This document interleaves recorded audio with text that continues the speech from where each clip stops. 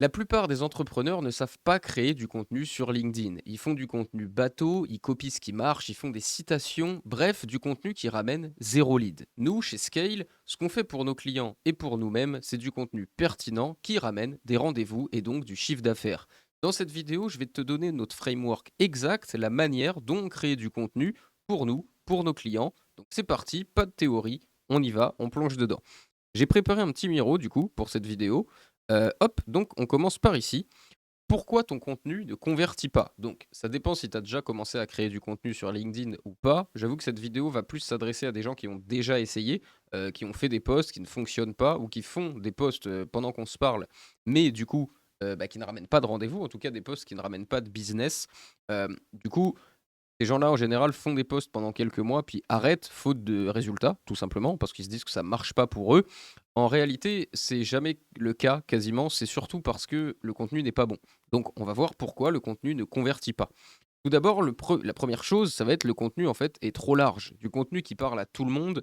Par exemple, tous les posts qu'on voit, vous voyez, sur le leadership, les 5 traits d'un manager performant, la bienveillance au travail, tout ça. En fait, c'est très simple, si on part d'un post aussi large, tout le monde peut liker ce post. C'est comme liker une citation sur Facebook. Mais en fait, pourquoi je voudrais le service que propose cette personne? Il a juste fait un post sympa qui parle à tout le monde. Le post fait 1000 likes, c'est très bien, tout le monde est content, mais ça ne ramène pas de business. Donc voilà pour la première chose, c'est le contenu trop large. Ensuite, pas de stratégie. Les contenus sont postés comme ça, au hasard, on ne sait pas trop pourquoi, on poste pour poster. Ensuite, pas de suivi, ça veut dire que même si on a un rendez-vous, on n'est pas capable de dire de quel contenu il est venu, de pourquoi ce lead est là. Donc il n'y a aucun suivi sur ce qu'on fait côté contenu, côté stratégie et côté derrière génération de leads. Du coup, la conséquence de ces trois choses-là, c'est attirer des curieux, pas des acheteurs ou juste des gens qui viennent liker un post.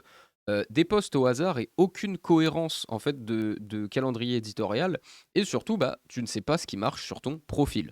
Si c'est ton cas, écoute, cette vidéo elle est vraiment pour toi parce que le but en fait c'est que le contenu LinkedIn amène des gens dans ton pipeline et que tu puisses leur vendre ton offre. Là, je vais m'adresser surtout aux gens qui font du B2B, parce que LinkedIn est un réseau fortement B2B. En tout cas, nous, nos clients, on ne bosse qu'avec des gens qui font du B2B. Voilà. Et nous-mêmes, du coup, on fait du B2B. Donc voilà, le but du contenu, c'est pas d'être dans un contenu qui ne convertit pas un contenu au hasard, c'est vraiment du contenu qui amène des gens, qui éduque des gens à venir dans ton pipeline et petit à petit que tu vas convertir, à qui tu vas vendre ton offre. Vous allez voir, hop, j'ai fait les 7 étapes et ensuite du coup, on va tout détailler, dérouler étape par étape. La première chose donc de le process scale du coup en 7 étapes, ça va être l'audit complet. Là, je vous dis ce qu'on fait pour nos clients, mais en fait, ce que je fais pour les clients, je le fais aussi pour moi, du coup, pour nous, en tout cas dans l'agence, parce que c'est moi qui m'occupe de la création de contenu quasiment tout le temps. On va faire un audit complet. Ça veut dire quoi un audit complet? Ça veut dire qu'en fait, le client va remplir un document énorme sur ce qu'il fait. Moi, à travers l'audit, je veux tout connaître de cette personne-là. Évidemment, je vais m'aider d'IA, je ne vais pas tout retenir dans ma tête et prendre mon stylo pour écrire des posts, mais que ce soit pour vous ou pour un client de l'autre côté à nous, il faut faire cet audit, il faut donner en fait toutes les choses dont on a besoin pour créer du contenu pertinent. Ensuite, du coup, on va voir le projet Claude GPT, la stratégie de contenu, le clone sémantique, ça vous verrez, c'est un petit bonus. La production de contenu, du coup, les designs et les optimisations, l'optimisation, du coup, de tout ça. On commence tout de suite par l'audit, du coup. Comment créer un bon audit pour, en fait, créer du contenu pertinent. Tout part de là, donc c'est vraiment hyper important. Tout d'abord, l'audit complet. Donc, si vous n'avez pas d'audit, pas de brief, ça donne du contenu générique. D'accord? C'est exactement pareil que d'aller dans ChatGPT, lui dire Salut, je fais de la prospection, écris-moi un post sur la prospection. Voilà, c'est pareil.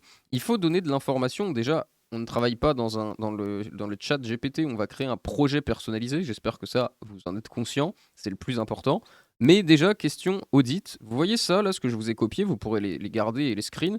C'est les questions qu'on pose à nos clients. Donc évidemment que pour nous, on les a remplies aussi. Si vous utilisez souvent ChatGPT, etc., il peut sûrement les remplir pour vous, d'accord? Mais sinon, posez-vous. Nos clients passent entre 2 et 5 heures sur cet audit en tout pour répondre le plus possible aux questions parce qu'on leur demande vraiment énormément de choses.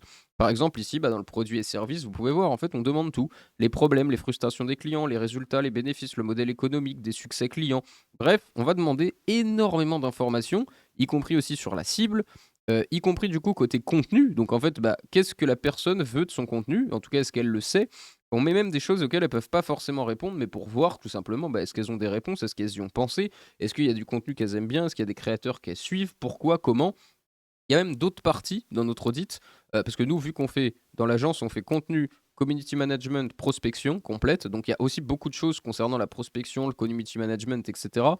Ici, c'est pas nécessaire de vous le mettre pour l'audit du coup de contenu. Si déjà vous remplissez ces 3 choses-là, c'est déjà très bien et surtout, ajoutez le plus de documents possible. Tout ce que vous avez lié à votre activité, des posts que vous avez déjà faits, des case studies, des diapos, j'en sais rien moi, toutes les choses en fait que vous avez par rapport à votre business, mettez tout ça dans un dossier, remplissez là toutes ces questions dans un doc ou dans le chat GPT et vous lui dites de vous faire un rapport, mais l'audit va cibler votre contenu, va dire à Claude ou à chat GPT, ok, ça c'est la bulle, c'est ce qu'il fait, maintenant bah, à moi d'étendre en fait pour trouver du contenu pertinent, alors c'est pas vraiment lui qui le fait, on va le voir après, mais l'IA, il faut bien l'utiliser et pour bien l'utiliser, bah, faut bien la renseigner. Elle peut pas tout savoir de vous.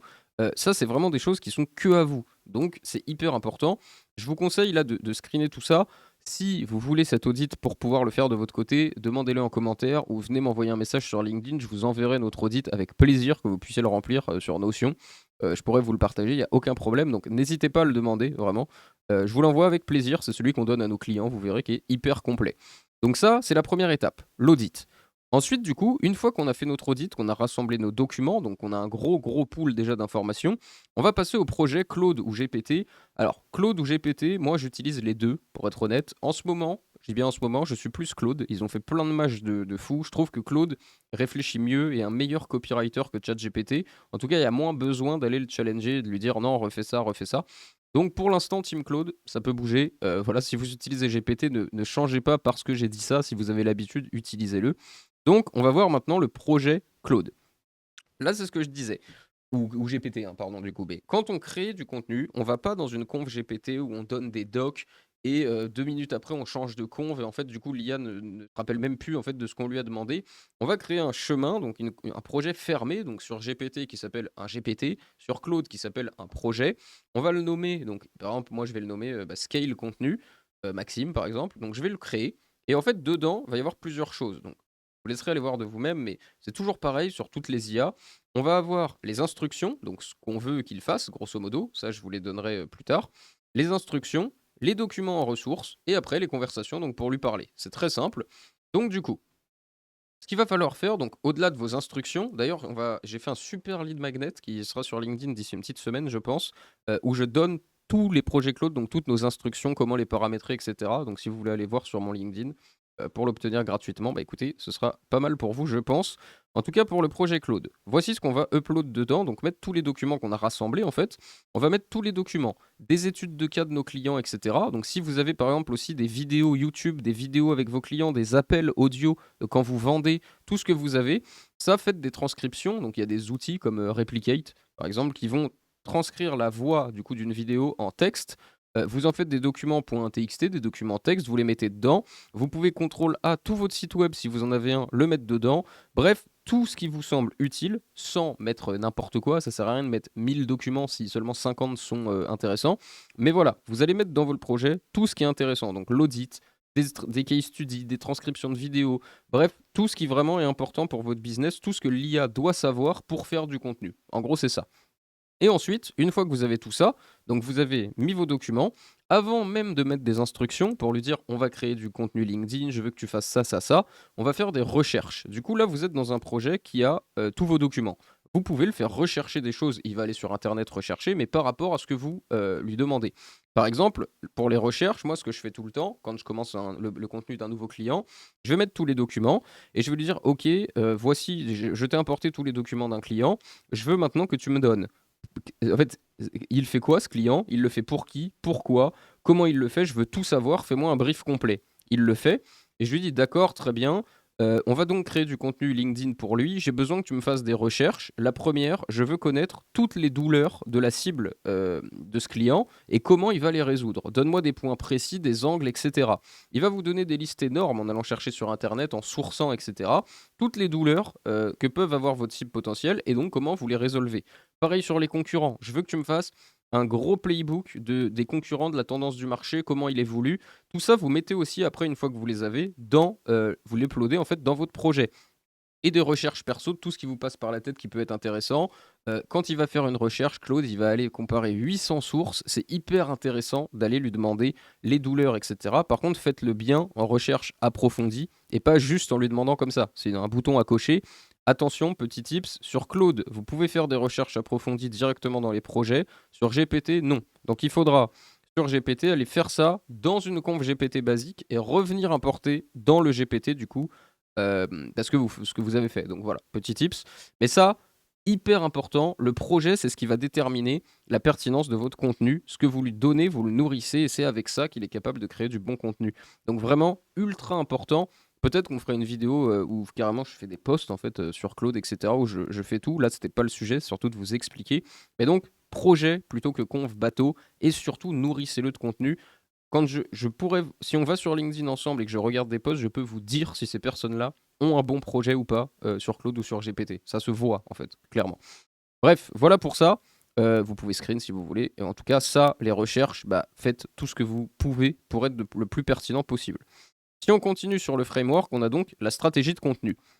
On va pas se prendre la tête sur la stratégie de contenu. Il y en a 1 milliard possible. Moi, je vais vous en donner une.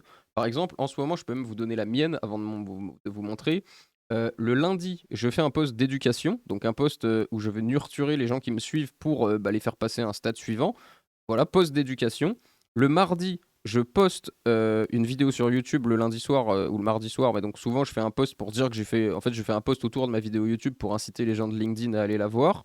Le mercredi, je vais faire un case study. Donc, je vais parler d'une réussite d'un client, de quelque chose, machin, case study. Le jeudi, je fais un lead magnet. Du coup, j'offre une ressource si les gens s'abonnent et commentent et tout. Et le vendredi, je fais un post de vente. Donc, vente dans le sens soit éducation vraiment très très ciblée sur le bout de mon funnel, soit un post de vente, donc où carrément je vends mon offre en fait dans le post, voilà, un peu subtilement, c'est pas salut, j'ai ça à vendre, mais voilà en ce moment, moi, comment je répartis, mais moi je poste 5 fois par semaine. Si vous commencez à poster, postez pas 5 fois par semaine, postez déjà 3. Mieux vaut 3 bons contenus que 5 pourris, mieux vaut même un très bon que 3 ou 5 moyens, vous voyez, donc bon. Bref, pour la répartition du contenu, voilà une stratégie qui me semble très bien. Sur 100% du coup de votre semaine, que ce soit 3 posts, 5 posts, ça vous adaptez. 70% c'est de l'autorité, donc douleur, insight, expertise, éducation, vous voyez, framework, etc. De l'autorité, de je suis l'autorité sur ma niche, c'est-à-dire que moi je sais faire ça, j'explique aux gens comment faire ce que je fais pour eux. 15% de personnel, je sais pas, moi par exemple, là ici, quand on a fait cette pièce pour faire des vidéos YouTube, bah, avec Alexis, on a fait une photo en disant qu'on faisait des travaux, qu'on préparait ça. Voilà, un peu de perso, par contre, pas de perso, genre cette nuit, mon bébé a failli s'étrangler, donc j'ai été à l'hôpital. Ouah, les trucs perso, on s'en cogne, sauf si c'est vraiment lié au business. Vraiment, histoire business, behind the scene, avec vos employés, montrez que vous avez de la vie. Si par exemple vous êtes une entreprise avec des employés, une photo dans l'open space, une photo en train de faire une activité, j'en sais rien, soyez innovants. Faites des posts pour montrer qu'il y a, il y a de la vie en fait. Et liez-les à des choses que vous voulez partager sur LinkedIn. Vous avez recruté un nouveau salarié, blablabla, voilà. Et 15%, vos offres, donc clairement des cas clients, où à la fin vous dites si tu veux qu'on fasse comme pour X, bah viens nous DM, clique sur ce lien. Et des gros CTA, le case study. En vrai, il n'y a pas meilleure chose pour vendre, je pense, hein. On en a posté un là hier, ça nous a fait 2 ou 3 rendez-vous. Quand on montre clairement à notre cible, puisque du coup le case study est censé être sur la cible qu'on cible, si on montre exactement ce qu'on a fait pour quelqu'un d'autre, les personnes en général prennent rendez-vous parce qu'elles veulent la même chose, c'est aussi simple que ça. Voilà pour cette petite stratégie de contenu, je pense que c'est plutôt clair. Comme je dis, c'est pas forcément ça hein, la chose à faire. En fait, définissez-vous ce qui va plaire à votre cible, donc testez, itérez, faites des fois, voilà, modifier, etc. Mais en tout cas, celle-ci est viable et elle fonctionne, c'est ce que quasiment tout le monde fait. Moi, je pense qu'on n'est plus du tout autour de ça, parce que moi, j'ai ajouté d'autres choses en plus. Donc, moi, je pense que je suis à peu près à 50% d'autorité. Les autres 50%, c'est YouTube, Case Study, Lead Magnet. Il y a pas mal de choses.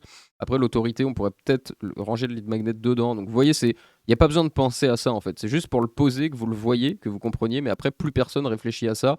C'est-à-dire que quand je fais mon contenu, je me dis pas, OK, est-ce que là, j'ai bien mes 15%? Pas du tout, évidemment. Pour continuer du coup sur ce framework, je vais vous montrer quelque chose qui est le clone sémantique. C'est un peu la prolongation du coup de l'audit, en fait, le sémantique. Pour vous montrer ça, hop, le clone sémantique, c'est vraiment l'ADN du client au format texte. Alors c'est quoi le clone sémantique? J'ai vu ça de quelqu'un sur LinkedIn, en plus, je sais plus qui, qui l'avait partagé. Donc, j'ai repris ce qu'il avait fait et je l'ai un peu amélioré. Amélioré, c'est très prétentieux. En tout cas, j'ai ajouté des choses qui, moi, me semblaient nécessaires et surtout, je l'ai reformaté pour nous, ce dont on a besoin. Le clone sémantique, c'est vraiment le client, donc si c'est vous-même, souvent ça va être vous-même pour qui vous créez du contenu, et ben c'est vous en fait à l'écrit. Et il faut le donner à l'IA qui va vous aider à faire vos posts parce qu'elle va être capable d'écrire comme vous, de mettre des vrais punchlines à vous, des punchlines en tout cas, des choses que vous pensez vraiment, vous voyez, dans ce qu'elle va raconter. Pas des punchlines de merde comme fait ChatGPT qui sont, enfin voilà, qui servent à rien. Donc le clone sémantique, c'est ça. Alors là, je lui ai demandé d'extraire en fait du GPT qui est le clone sémantique toutes les questions qu'il pose. Ce clone sémantique là, il faut le faire à l'oral et pas à l'écrit, d'accord? Il faut lui répondre à l'oral parce que en fait, je vous explique. C'est un GPT du coup, ce clone sémantique. Quand vous le lancez, il faut le lancer à l'oral et en fait, vous parlez dans le téléphone et le GPT vous pose les questions à l'oral. Il est fait pour être dynamique. Ça veut dire que quand vous répondez à une question, il va pas forcément tout de suite poser la 2. Il peut vous poser une question pour surenchérir sur ce que vous avez dit. Ça dure 1 heure, un peu plus d'1 heure même à faire. Et même vous, il faut parler, parler, parler pour dire tout ce que vous voulez que l'IA sache de vous, de ce que vous pensez, de voilà. C'est hyper important. Ce lien de sémantique, je l'ai. Je vous le mettrai peut-être dans la description de la vidéo YouTube. Si j'oublie, ce qui est très fortement possible, vous me le demandez dans les commentaires YouTube. Je vous le donne sur LinkedIn aussi si vous venez m'envoyer un message sur LinkedIn. Il n'y a aucun problème. C'est génial à faire. Et en fait, pourquoi je dis qu'il faut le faire à l'oral? Parce que si je vous parle là comme je parle là, je ne ferai pas du tout pareil à l'écrit. Ça va être beaucoup plus condensé, très robot, etc. Alors qu'à l'oral, bah, en fait, de quoi tu parles sans t'arrêter? J'en sais rien, moi, bah, j'adore les animés, j'adore l'histoire. Quand j'en parle, machin, j'ai des potes qui font ça. Je vais donner plein d'anecdotes de choses. Alors, dites des choses qui sont pour LinkedIn dans le pro, hein, ne dites pas des trucs complètement bizarres. Parce que de quoi tu parles sans t'arrêter? De l'alcool, par exemple, bah, voilà, ça n'a aucun intérêt. Par contre, voilà, ça, ce clone sémantique, vu que vous le faites à l'oral, le GPT à la fin, en fait, va tout retranscrire en transcription par rapport aux questions, mais vraiment avec ce que vous avez dit à vous, avec vos mots. Il va pas reformuler, il va mettre brut ce que vous avez dit. Ce gros doc.txt là, quand vous l'extrayez, c'est un point texte quoi. Il est immense et c'est tout ce que vous avez dit. Donc bah, l'IA en fait devient vous. C'est vraiment un clone sémantique. Il est capable, l'IA va être capable du coup de parler avec vos mots, de donner dans les posts, de lier dans les posts que vous faites des choses à vraiment vous ce que vous pensez. Parce que vous voyez, par exemple, le bloc 1, c'est vraiment la flamme dans le sens qui vous anime. Le bloc 2, vos ennemis, donc qu'est-ce qui vous saoule, etc. Le bloc 3, révélation, donc des choses que vous croyez, des choses de rappeler de choses, des croyances, etc. Le style, business et contexte, des take business, par exemple, quelle est la vérité dure que personne n'ose dire dans ton secteur, vous voyez, pour créer un peu des choses, des punchlines, des phrases. Les preuves, les process, un peu de perso, mais pas trop. Des traits de personnalité, du contenu potentiel, bref, il va vraiment vous challenger et aller chercher toutes les infos qu'il y a à savoir sur vous. Ce clone sémantique, du coup, vous pouvez là, par rapport à ce que je vous ai montré, faire pause, screener, aller le mettre dans GPT. Demandez-le moi parce qu'il est fait dans tous les cas, surtout qu'il est fait pour être dynamique comme je disais, donc c'est quand même intéressant si je ne l'ai pas mis dans la bio. Sinon, vous pouvez totalement le faire vous-même, hein. Faites-vous votre propre truc, copiez ça, voilà, vous faites ce que vous voulez. Mais conseil, faites-le à l'oral si vous n'utilisez pas le nôtre. Faites-le vraiment à l'oral, pas en transcription, pas en micro où vous faites des vocaux. Vraiment, vous appuyez sur ChatGPT, le rond blanc avec les trucs un peu vocaux dedans, et ça va ouvrir un assistant vocal qui va vous parler, qui va vous poser les questions, vous allez lui répondre, et c'est une conversation. Ce sera bien plus naturel. Donc voilà pour ça. Le clone sémantique, c'est vraiment exceptionnel, que ce soit pour créer du contenu, pour créer un GPT qui est capable de vous générer des commentaires si vous lui donnez un post pour éviter vous-même d'aller commenter 50 personnes par jour sur LinkedIn, genre de réfléchir à tous les commentaires. C'est trop bien, donc il faut le faire. Attention dans votre clone sémantique, ne soyez pas non plus trop tranchant, etc. Sinon, il va vous créer une personnalité de tyran. Donc voilà, soyez léger, soyez vous-même. Mais voilà, n'en faites pas trop non plus. Voilà pour ce clone sémantique qui est vraiment trop bien. Depuis que j'utilise ça, je voulais vous le partager parce que je trouve ça trop cool. Ensuite, on passe du coup à la production de contenu. La production de contenu, du coup, tout simplement, on fait les posts. Donc là, on va aller sur Claude, on va, par rapport aux douleurs clients qu'on a cherché avec lui, se dire, ok, ça j'aime bien, par rapport à quelque chose qu'on a vu, par rapport à un post qu'on a vu passer, on va prendre quelque chose, souvent, c'est le plus simple, et que ce soit juste une phrase que Claude nous a dit sur une douleur, un truc, et dire, ok, ça j'aime bien, moi je pense qu'on pourrait faire un post là-dessus, etc. T'en penses quoi? Toi, tu conseilles quoi comme angle? C'est pas fais-moi ça, c'est vraiment, regarde, moi j'ai pensé à ça, ou tiens, regarde, j'ai trouvé ça, t'en penses quoi? Est-ce que c'est pertinent? Qu'est-ce qu'on peut faire pour nous y injecter notre truc? C'est une discussion, c'est pas je veux un post sur ça, ok, merci, le post est super. C'est vraiment de la discussion, de lui dire, ok, moi je veux ça comme ça, toi t'en penses quoi? Challenge-moi, ne me mens pas, il faut bien lui dire, ne me réconforte pas, ne me dis pas que je suis le meilleur, challenge-moi, dis-moi pourquoi ce que je fais c'est pas bien, etc., etc. Je vous montre par exemple un post à moi. Alors là, il est pas au format LinkedIn, vous savez, il est sur Google Docs parce que je l'ai pas encore posté. Donc par exemple, ça c'est mon accroche. Moi, il faut savoir que mes accroches font toujours 3 lignes ou 2 lignes et je lui dis de faire 50 caractères maximum par ligne. Parce que vous savez, sur LinkedIn, sinon c'est coupé et on voit pas avant le voir plus. Donc en fait, là, le voir plus est là et ça déroule le post. Bref. Donc là, par exemple, cette accroche, ton profil LinkedIn, c'est ta landing page. Si elle est vide, personne ne book de boucle de rendez-vous du coup. Voici comment la construire pour convertir. La semaine dernière, je regarde le profil d'un fondateur d'agence SEO. Ses posts cartonnent, genre 10-20 commentaires par post, vraiment bonne traction. Je clique sur son profil pour voir ce qu'il fait. Bannière vide, section à propos avec 3 lignes corporate, 0 sélection, aucun CTA. Je me dis, ok, mais il vend quoi concrètement? Impossible de savoir, impossible de le contacter, je repars.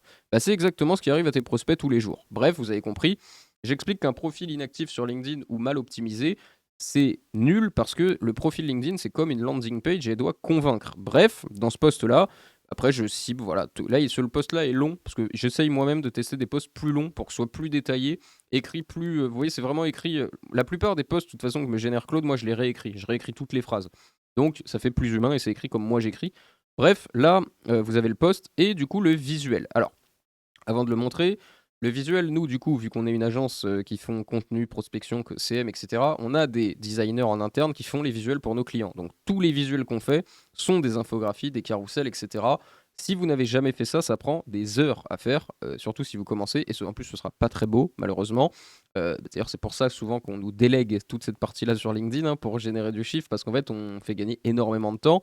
Mais voilà, pour ce visuel-là, du coup, voilà ce que j'ai fait. Enfin, que j'ai fait, c'est pas moi, hein, c'est mon équipe qui l'a fait, du coup, c'est Laura d'ailleurs. Donc, ton profil égale ta landing page. J'ai mis là, ici, tout mon profil LinkedIn et j'explique étape par étape, du coup, ce qu'il faut faire pour le rendre, du coup, pertinent.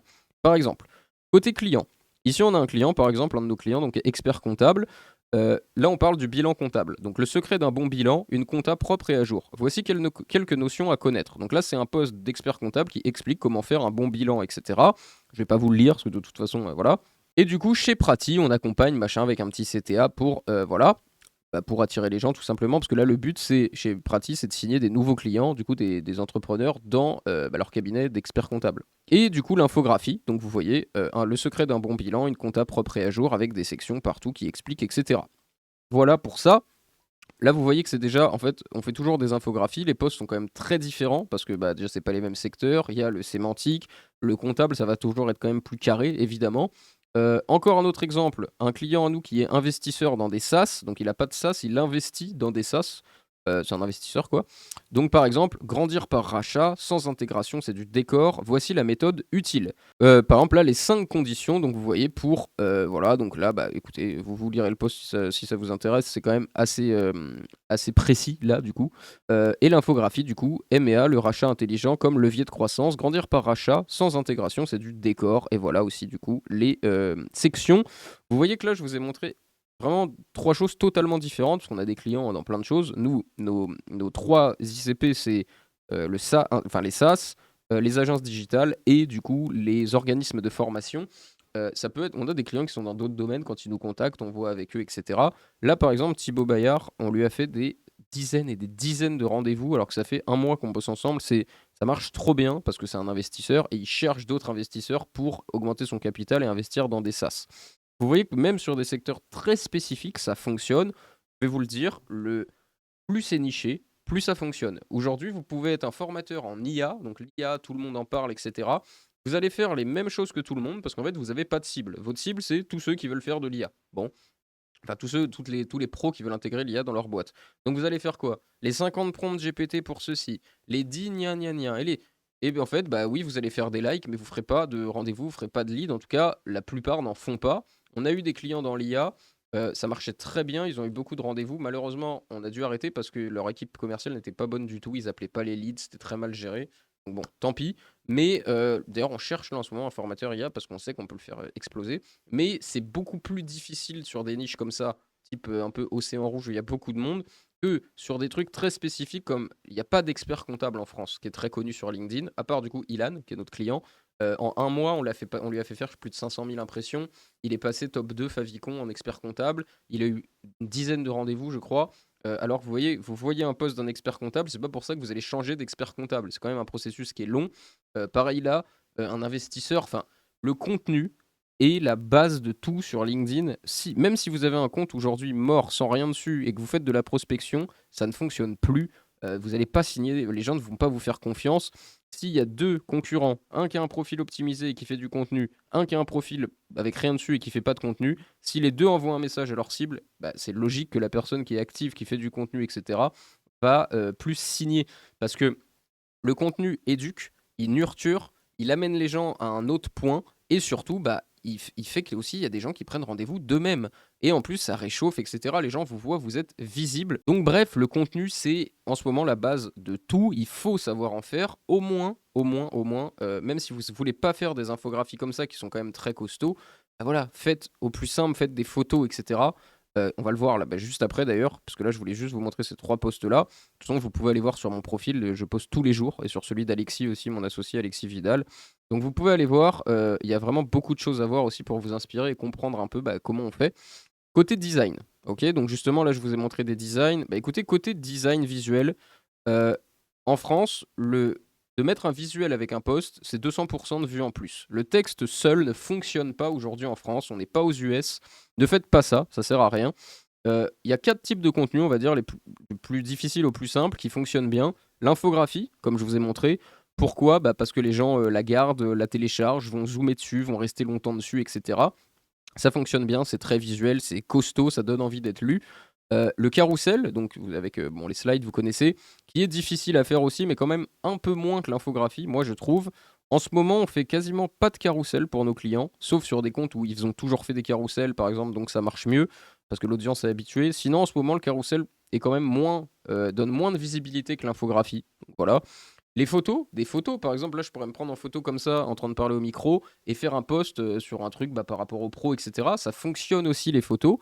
C'est même beaucoup plus simple de commencer par faire ça que par faire des infographies, évidemment.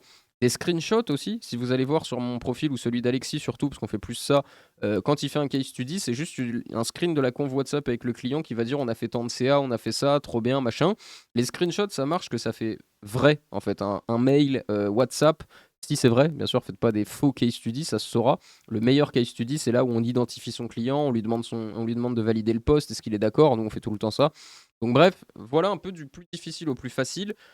Photo et screen, si vous commencez, c'est le mieux. Carousel infographie, c'est encore mieux. Mixer tout ça, c'est bien mieux encore. Donc voilà.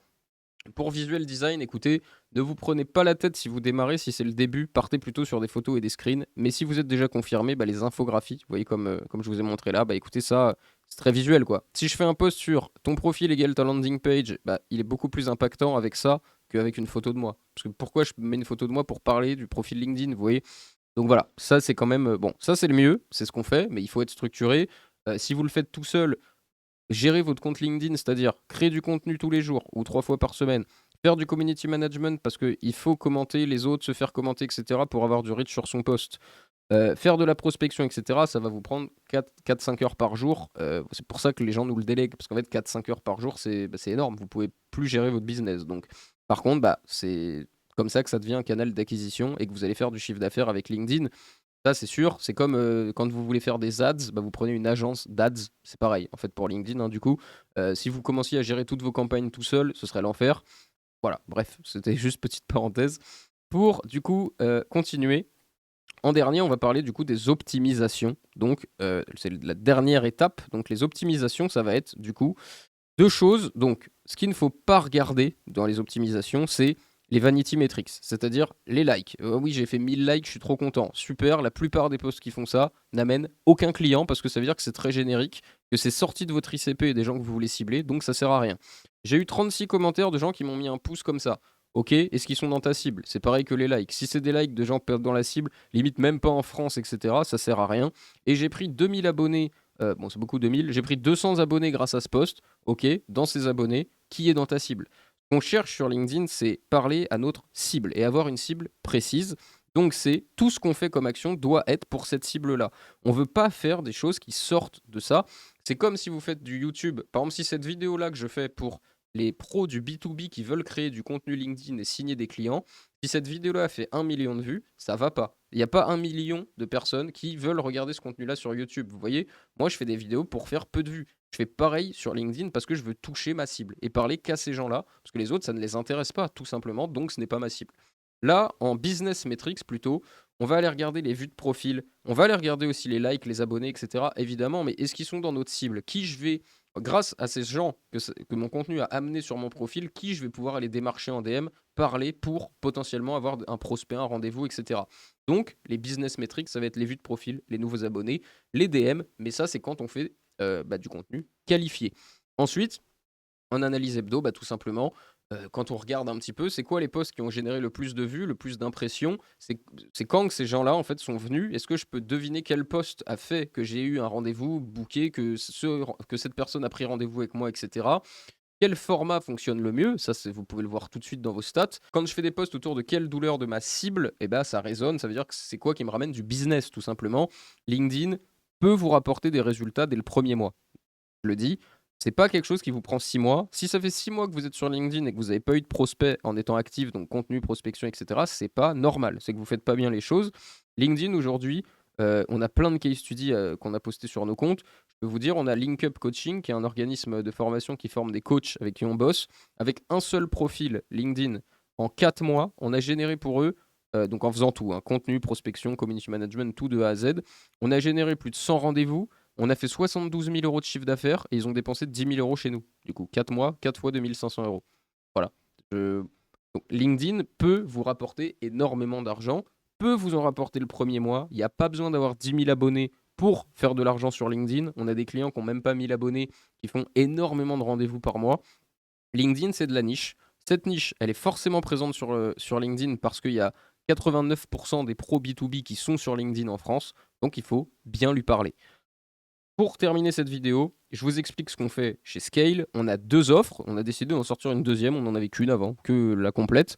Donc la première, on s'occupe parce que, je vous explique, sur 2 500 euros par mois, notre cible, c'est les SaaS, les agences et les organismes de formation. Oui, OF, c'est organisme de formation, hein. Quand les gens sont pas dans cette cible-là, parce qu'on en a beaucoup qui nous contactent, nous, on veut pas tout faire parce que, voilà, c'est pas, c'est pas ce qu'on sait faire le mieux, c'est pas ça, c'est que souvent les gens qui nous contactent, ça va être des coachs, des ceci, cela et en fait, quand il y a pas de cible, par exemple, ma cible, c'est les CEO, c'est pas une cible, les CEO, ça n'existe pas, personne n'a comme cible les CEO, c'est beaucoup trop large.